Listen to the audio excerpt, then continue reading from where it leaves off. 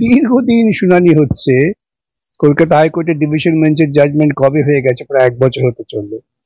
তো এতদিন পর হঠাৎ শুনানি শেষ হওয়ার পর নতুন তথ্য দেবেন, সেই নতুন তথ্য আপনারা গ্রাহ্য করবে কেন? কারণ আমরা তো সেই তথ্য সম্পর্কে কিছু বলার সুযোগই পাচ্ছি না।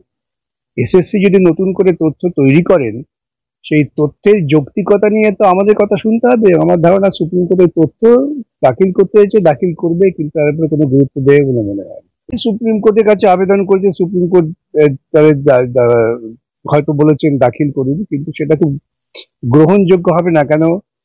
তো আমাদের শোনা হলো না। যদি কোনো তথ্য দিয়ে থাকেন, সেই তথ্যের কতটা যৌক্তিক, কতটা তথ্য ভিত্তিক, সে সমস্ত সম্পর্কে তো আমাদের বক্তব্য সুপ্রিম কোর্টে শুনতে হবে। যেহেতু শুনানি শেষ হয়ে গিয়েছে, আমার মনে হয় না এর কোনো গুরুত্ব আছে। উদ্দেশ্য হচ্ছে এটাকে ক্রমশ দেরি করিয়ে দাও, কেন ওদের হয়তো গোপন ইচ্ছে যে এই যে বিচারপতি যারা এটা শুনেছেন, তাদের মধ্যে প্রধান বিচারপতি রিটায়ার করে যাবেন আগামী 2-3 মাসের মধ্যে।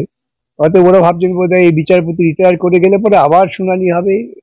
দীর্ঘায়িত প্রলম্বিত করার একটা অপচেষ্টা ছাড়া আর কিছু না। এদের একটাই লক্ষ্য হচ্ছে এটাকে, মামলাটাকে ঝুলিয়ে রাখো। ঝুলিয়ে রাখলে পরে যত দেরি হবে তত ওরা বলার সুযোগ পাবেন ভবিষ্যতে যে এতদিন কাজ করছে, এতদিন কাজ করছে। এই যে কাঁদুনি গাইছে, সেই কাঁদুনি গাইবার সুযোগটাকে বাড়িয়ে দেবেন, এছাড়া কিছু না। আসলে এই যে সংখ্যা দেবেন বলছেন না, ওরা নিজেরা সব থেকে ভালো জানে যে যে সংখ্যা দিচ্ছেন সেই সংখ্যা সঠিক না।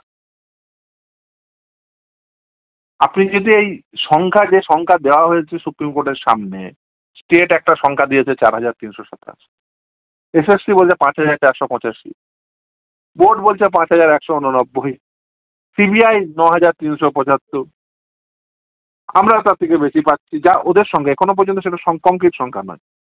ইন্টারভিউ লিস্টের মার্কস ম্যানিপুলেশন রয়েছে, টাইপিং টেস্টের মার্কস ম্যানিপুলেশন রয়েছে, এক্সেস ভ্যাকেন্সিতে অ্যাপয়েন্টমেন্ট রয়েছে, সামনে রিক্রুটমেন্ট প্রসেসে যে ভ্যাকেন্সি ইউজ হতে পারতো সেখানে সেই ভ্যাকেন্সিতেও রিক্রুটমেন্ট হয়েছে। এগুলো সব সিবিআই রিপোর্ট দিয়ে বলেছে। কেউ এই সংখ্যা জানিয়েছে? জানেনি। দেখুন, সেগ্রিগেশন না হলে প্যানেল বাতিল হবে, এটা এই আইন সম্পর্কে পশ্চিমবঙ্গের এমন কোনো লোক নেই যে এই আইন সম্পর্কে ওয়াকিবহাল হননি। পশ্চিমবঙ্গের প্রায় প্রতিটি লোকই প্রায় জেনে ফেলেছেন যে সেগ্রিগেশন না হলে ওটা প্যানেল বাতিল হয়। এই আইন মোটামুটি সুপ্রিম পশ্চিমবঙ্গবাসী একেবারে ওয়াকিবহাল হয়ে গেছে।